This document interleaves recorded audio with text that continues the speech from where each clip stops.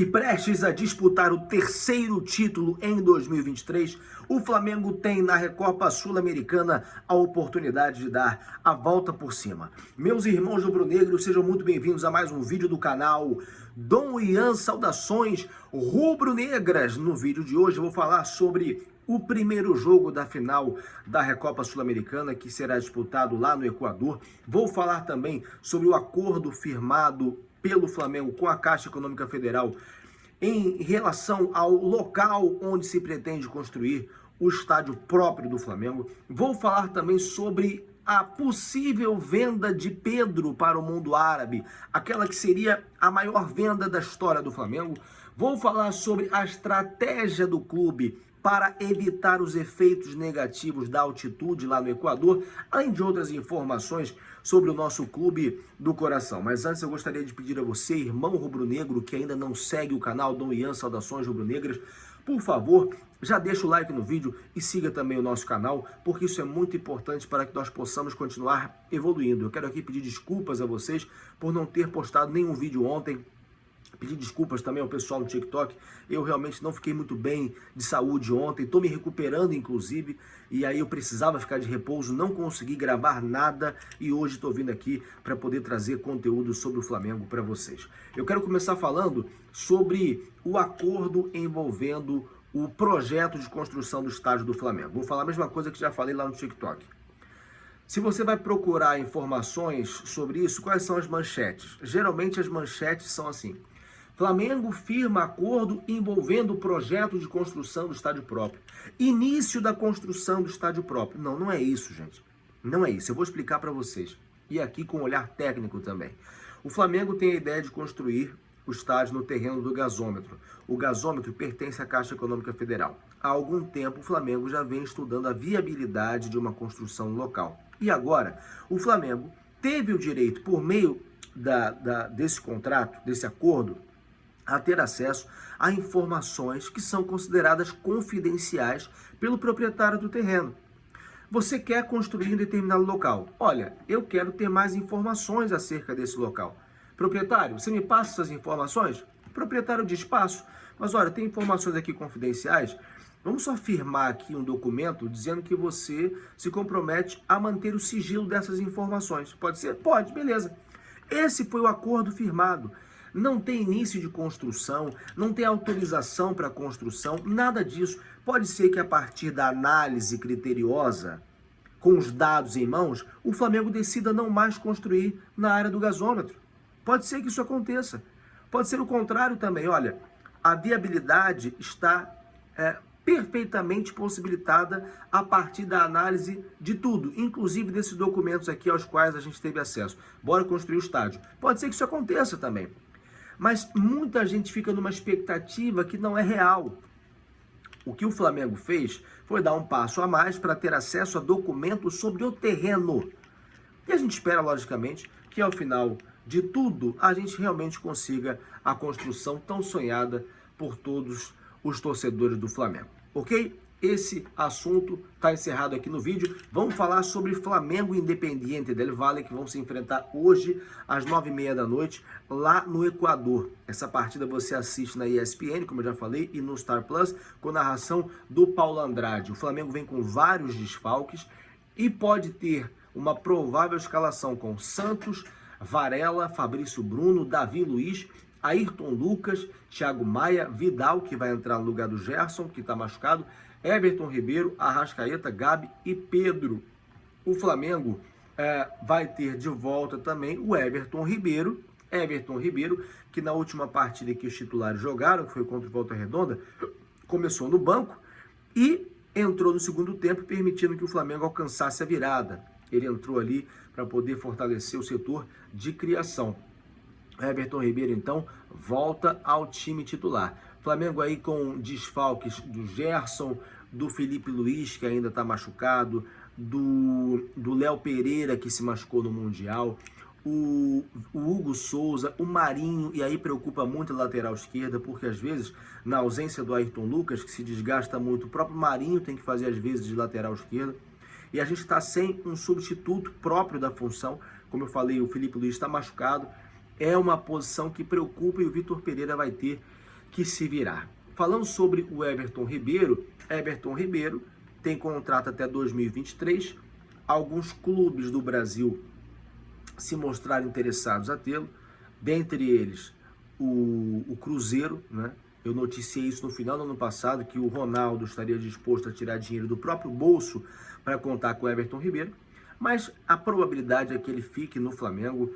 Ele já não é mais um garoto, né? E tem aí uma história construída desde 2017. Hoje ele é o jogador mais antigo ali no elenco do Flamengo, recebe aí 900 mil por mês. É provável que haja uma renovação, mantendo-se as cifras. Eu acredito que você, irmão rubro-negro, também torça pela continuidade do Everton Ribeiro na equipe do Flamengo. O Del Valle, gente, tem um elenco que não é tão badalado, não recebe vencimentos como recebem os jogadores do Flamengo, a exemplo do Everton Ribeiro, que eu mencionei agora há pouco, mas é uma equipe que tem no seu conjunto a sua maior força. A gente não pode vacilar com eles. Antes dessa partida contra o Flamengo, o Independiente Del Valle só jogou uma partida, não importa. Tem o fator casa a favor deles e tem também o conjunto à disposição, não é? Um conjunto que conseguiu ganhar do São Paulo, inclusive, até de maneira inesperada na final da Sul-Americana do ano passado. E o zagueiro Agustín Garcia falou sobre essa diferença de elencos e minimizou os investimentos do Flamengo. Ele disse o seguinte: a diferença nos talões de cheques é abissal. Eles podem fazer esses investimentos.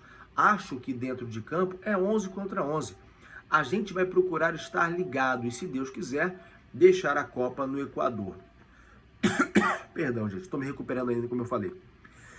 Como eu falei muitas e muitas vezes também, antes do Mundial de Clubes, quando me perguntavam sobre o Flamengo e Real Madrid, e já imaginando uma sonhada final que não aconteceu. O que nos impedia de pensar que o Flamengo poderia ganhar do Real Madrid, se na prática são 11 jogadores contra 11 jogadores? Não são 11 seres humanos contra 11 divindades, não é isso. Embora possam ter mais estrutura, embora possam ganhar maiores salários, possam ter mais fama, eram 11 contra 11. Aliás, assistindo a final, me deu muita tristeza, porque você vê que o Al Hilal conseguiu fazer 3 gols no Real Madrid. Tomaram 5. Mas fizeram 3 gols contra uma equipe que joga aberto, que propõe o jogo. Por que o Flamengo, eu pensando comigo enquanto assistia a partida, bem organizado, bem treinado, focado, no seu melhor momento, não poderia ganhar do Real Madrid? Claro que poderia. E eu não vejo nenhum desrespeito nessa frase do jogador do Del Valle. São 11 contra 11, e se o Flamengo não abrir o olho, pode sair de lá com uma derrota. E aí seria desastroso para esse começo de trabalho do Vitor Pereira, tendo aí 3 perdas de títulos em pouco mais de um mês, né? A gente tem que conseguir um bom resultado lá. Um bom resultado eu considero que seja pelo menos um empate, né? Já que a gente vai jogar na altitude, próximo jogo, quarta-feira que vem, contra o Independiente no Maracanã, diante da torcida.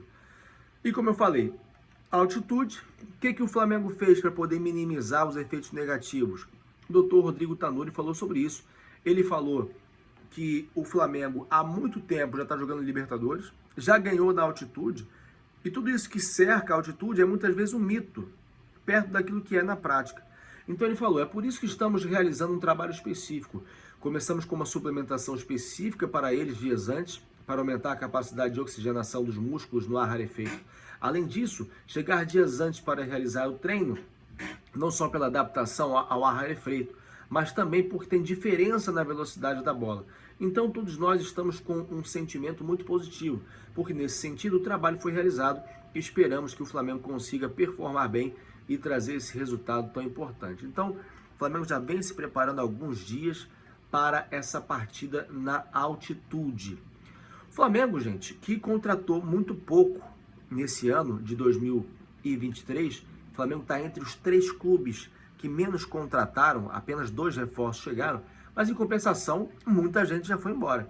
E um deles que poderia ir é o Pedro. O Pedro, que segundo informações que estão circulando, estaria na mira do Al Hilal, da Arábia Saudita, que aceitaria pagar 400 milhões de reais para ter o Pedro. É verdade essa notícia? Vai se concretizar? Não sei, mas é a informação que surgiu. E de acordo com as informações iniciais vieram de dentro do próprio Flamengo. Como já me falaram lá no TikTok, tem muito jornalista, muita gente falando muita coisa sem saber. A nossa função qual é? É divulgar a informação que surge. Quantas e quantas vezes você já viu um interesse existir na prática, mas não se formalizar? O interesse pode existir. Agora, o fato de não ser formalizado em forma de proposta não significa que o que se informou anteriormente era uma mentira ou nunca existiu. Pode ser que exista, sim, o interesse em contratar o Pedro, mas pode ser que nunca se formalize. E até quero saber qual a opinião de vocês. O Pedro deveria ser vendido por 400 milhões de reais? É muito dinheiro. Seria a venda mais cara da história do Flamengo. Agora, quem viria? Dinheiro em caixa para trazer um ótimo atacante? Teria. Ou até um jogador promissor para ser revendido depois para a Europa e o Flamengo ganhar dinheiro em cima? Sim, mas quem? Já me referi aqui a um suposto interesse do West Ham também da Inglaterra. Até agora nada se formalizou. E o Pedro tem contrato com o Flamengo até 2027. Mas, neste momento, existem informações de que o Al Hilal, tendo em vista a performance do Pedro no último ano e agora também no Mundial de Clubes, estaria disposto a pagar até 400 milhões pelo jogador do Flamengo. Quase o valor da multa dele, que é de mais de 500 milhões de reais. A gente vai ter que aguardar para ver se isso se concretiza ou não. Eu torço, por mais que seja um caminhão de dinheiro, eu torço para que não se concretize. Eu acho que seria colocar o nosso ano a perder, vender o Pedro nesse momento. Com pouco tempo para ir ao mercado e repor a posição. Bom, gente, eu vou ficando por aqui. Espero que hoje a gente tenha sucesso na primeira partida da final da Recopa Sul-Americana. Obrigado a quem ficou até aqui. Peço para que você deixe o like no vídeo e também siga o nosso canal. Isso aqui é Flamengo. Saudações rubro-negras. Vejo vocês no próximo vídeo. Fui!